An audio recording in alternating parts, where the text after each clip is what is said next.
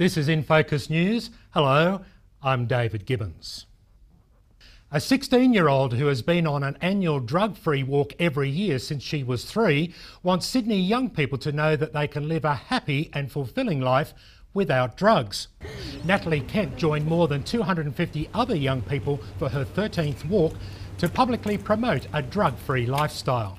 I began attending with my family, and then it just soon became a family tradition that we attend every year. And then as I grew older, I continued with it because it helped me affirm my decision to lead a drug-free lifestyle. This year, the group walked across Sydney's Anzac Bridge holding banners which emphasised the choice to refuse drugs. A group of Adventist volunteers attended a Reentry Program at Jindabyne Alpine Village, New South Wales, to help them adjust to returning to their own home country. The 28 volunteers have given 12 months of their lives to service in another culture.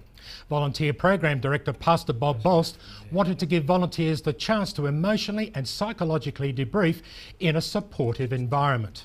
All volunteers go through grief, anger, ambivalence when they get home. And one of the purposes of the Reentry Program is to let them know that these feelings are normal. We also give them strategies to cope.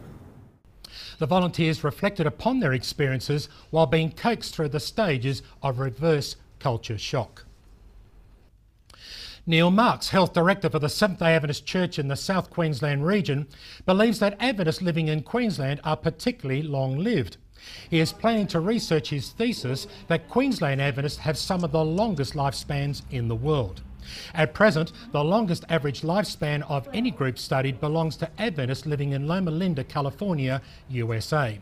But because Queenslanders are the longest living Australians and live 4 years longer than Americans, Pastor Marks expects that Queensland Adventists will live even longer than Adventists in California.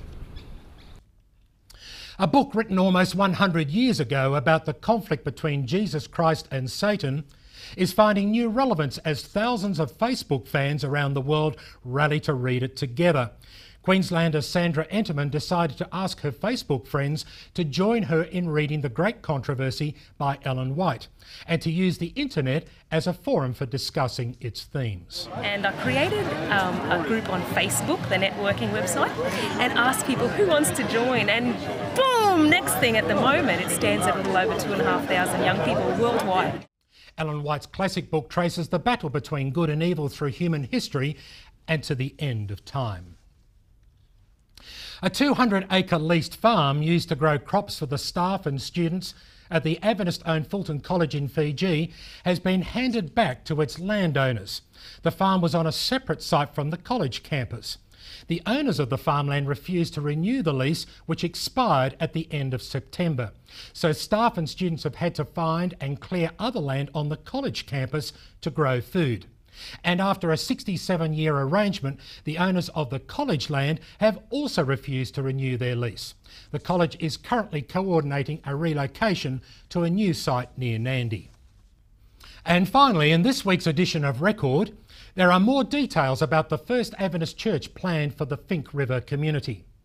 Address celebrates 25 years of service to people in need. Global mission directors meet in Thailand. Student leadership is being nurtured in Victorian Adventist schools. And if you'd like to see the full half hour of InFocus, you can see it every Friday evening on Hope Channel and again over the weekend. Or go to infocus.org.au and watch it there. Thanks for watching. See you again next week. I'm David Gibbons.